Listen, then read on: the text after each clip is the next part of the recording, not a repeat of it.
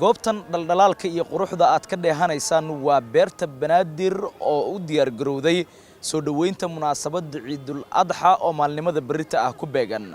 maamulka beerta Banaadir ayaa sheegay in kumanaanka kun ee Soomaaliyeed ee halkan u soo dalxiis tagaya ay u diyaariyeen dib u habeyn iyo sidoo kale goobo qurux badan oo ay ku ildoogsan doonaan macaamiisha halkan u soo dalxiis tagaysa ay maamulka beerta Banaadir sheegeen in ay u hayaan goobo cusub oo ku wanaagsan soo jiidashada iyo sidoo kale muuqaal aragga oo ay diyaariyeen isla markaasina dhawaan ay ku soo kordhiyeen xarunta beerta Banaadir waxyaabaha la soo kordhiyay waxa qayb ka ah waaskooyin ay dadku ku dabaalan doonaan iyo sidoo kale gaadiidka loogu talagalay in lagu dalxiiso maalmaha munaasabadda Ciidul Adha oo ku beegan maalinimada berrita ah Cabdiraxmaan Cabdulle Aadan oo ah madaxa shaqada iyo shaqaalaha beerta Banaadir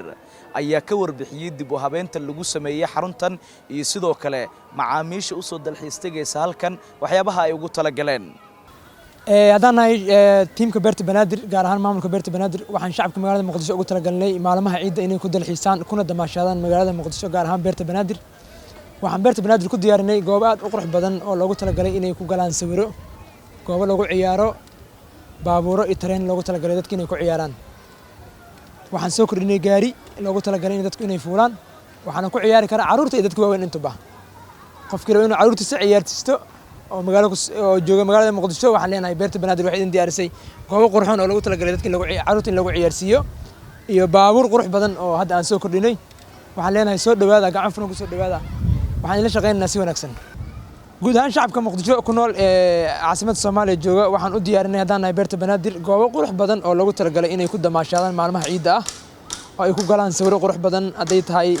lamaanayaashii haday tahay caruurtii haday tahay family-gii haday tahay dadka shakhsi u socda gameka VR-ka indhaha la gashanayay iyo waaska cusub aan soo kordhinay hadda lagu tala galay dadka dhalinyarada ah inay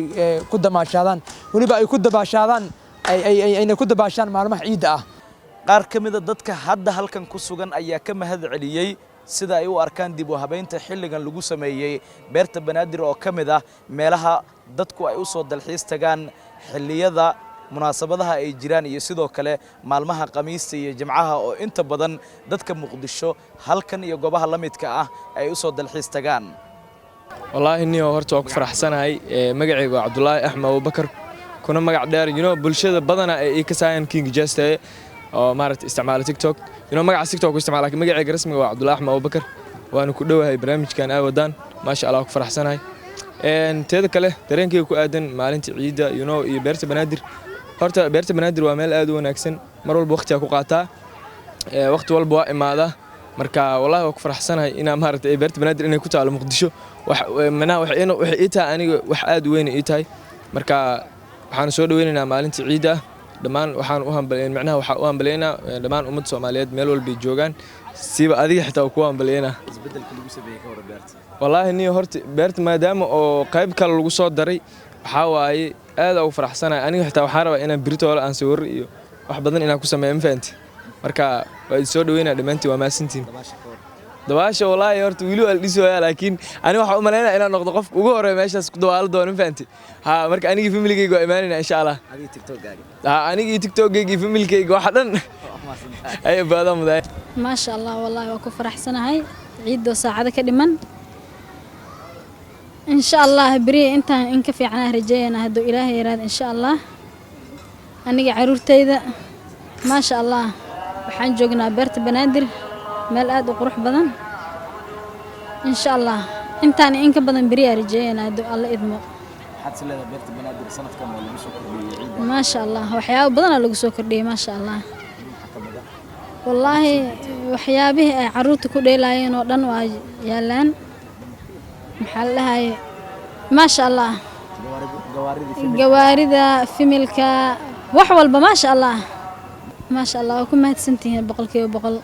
dib u habeyn iyo dayactir ballaaran ayay sheegeen maamulka beerta Banaadir in ay ku sameeyeen goobtan oo lagu tala galay in ay dadku ku soo dalxiisaan waxaana sanadkan ay tahay mid ka duwan sanadihii hore ee la soo dhaafay marka loo eego dalxiiska iyo damaashaadka halkan dadku ay u imaanayaan.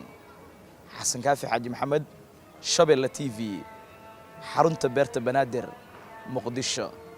Premier Wallet waa application cusub oo uu ku keenay Premier Bank. Faa'iidooyinka Premier Wallet waxaa ka mid ah waad iska diiwaangelin kartaa adigoo jooga goobtaada. Dadkaan account-ka ku lahayn bangiga Premier waa ay iska diiwaangelin karaan Premier Wallet. Dukaamada iyo ganacsiyada kala duwan ayaad wax uga iibsan kartaa. Lacagaha waxbarashada, caafimaadka, korontada ayaad ku bixin kartaa. Lacag ayaad u diri kartaa qof kale, laguguna soo diri karaa si fudud. Account-kaaga iyo Mastercard-kaaga Premier Bank ayaad ku xiran kartaa kana maamulan kartaa. Lacag ayaad ka dalban kartaa asxaabtaada ama waad ogolaan kartaa lacag laga soo dalbaday. Dhaqdhaqaaqa lacagahaagana waad kala socon kartaa. Ganacsiyadu waxa ay leeyihiin ab u gaar ah oo ay kala socon karaan xogta lacag bixinta macaamiishooda. Intaa iyo in ka badanba ka hel abka Premier Wallet oo kala soo deg hadda Play Store-ka ama App Store-ka. Premier